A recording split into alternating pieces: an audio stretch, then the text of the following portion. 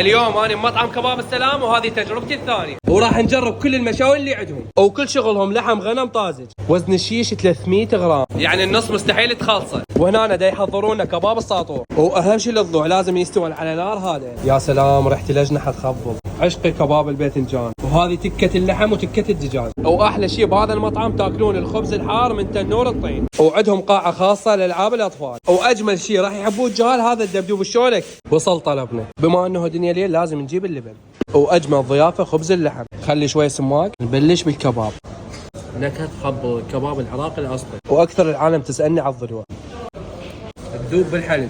يا سلام على كباب الباذنجان، تتبيله الاجنحه اللي يشتغلوها ولا غلطه. كباب الساطور كله طاقه. ايش قد نسبه حبكم للتكه؟ ايضا موفرين المندي اليمني، وهذا مندي اللحم.